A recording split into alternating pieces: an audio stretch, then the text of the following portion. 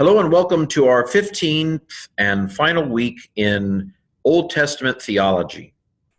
So I've been doing these podcasts and videos on, I've been doing them on Patreon since last year, actually about this time. I went through the entire book of Acts in a series of videos on the Greek of Acts. And when I finished that, we went initially to Isaiah 40, and we did a little bit in the first few chapters of Isaiah, but it didn't feel satisfying. And I was teaching a class in biblical theology anyway. And so for the last 15 weeks, we've been doing little post holes in Old Testament theology. We've covered, I think, a lot of ground.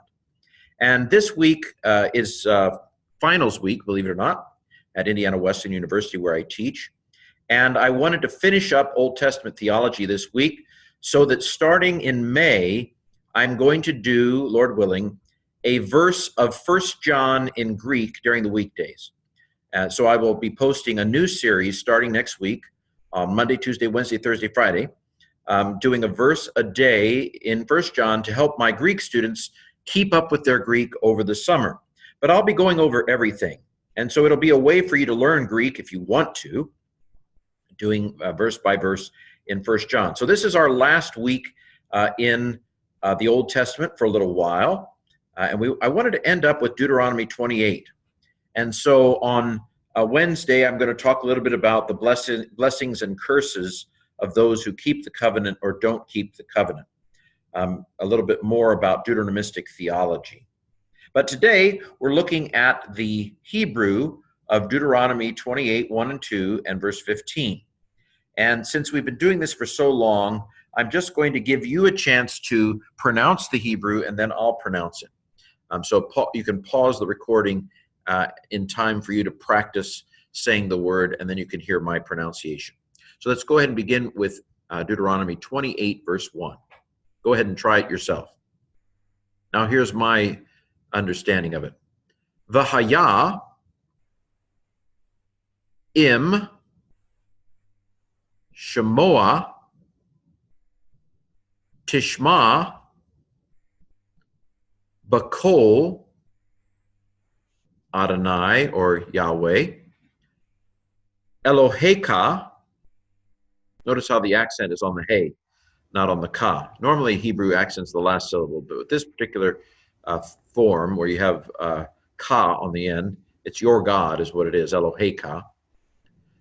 It goes on the second to last syllable. Next line. Lishmor ma'asot et kol. And again, this is an O. It looks like a kamatz, which is an A with a long mark over it. But the word is kol, which has a long O in its normal accented form. And so with all these dashes, the makafs, it loses its accent and goes to a short O. So that's called a kamatz katuf. Mitz o taiv. Because the short vowel here, this has to be a silent shawal. This syllable is closed, so it's mitz. And then O seems to stand on its own, which isn't normal to have a vowel standing on its own in a syllable, which is why I hesitated. But this has got to be a silent schwa. Although, yeah, I'm pretty sure it is. So mitz o taiv. Asher anoki I. Ooh, this is interesting. This seems to be a doubled vav. Why? Because the batak is a short vowel, which suggests that this shava. Boy, this is weird.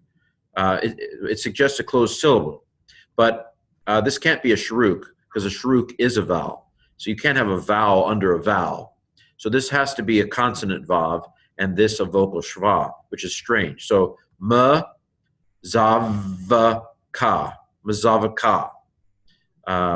Wow, weird, doubled vav. Okay, unless I'm off, but I think I'm right here.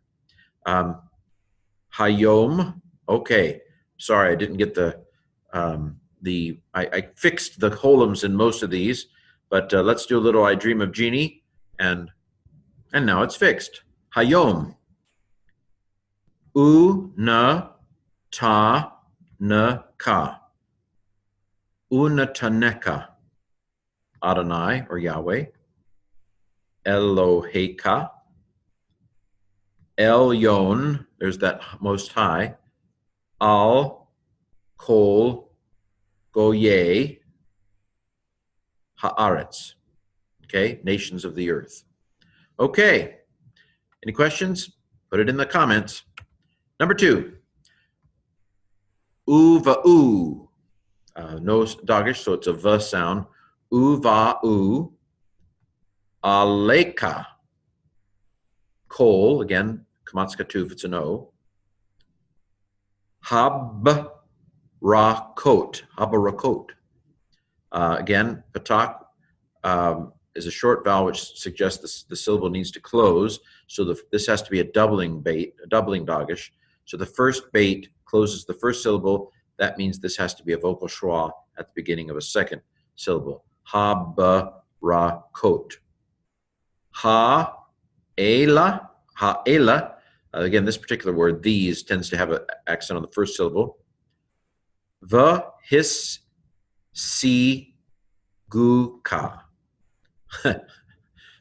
Va-his-si-gu-ka. Va-his-si-gu-ka. That sounds strange. Doesn't sound like Hebrew.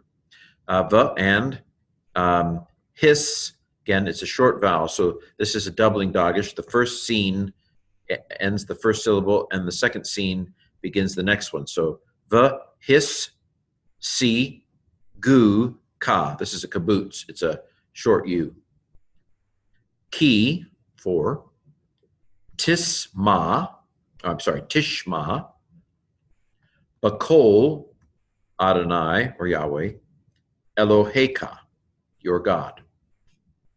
Okay, final verse for this week.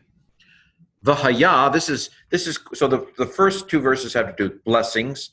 This is the same thing from the standpoint of cursings if they don't keep the commandments. V'haya, im, lo, tishma, bakol, Adonai, or Yahweh, Eloheka, lishmor, la'asot, et kol midzotiv,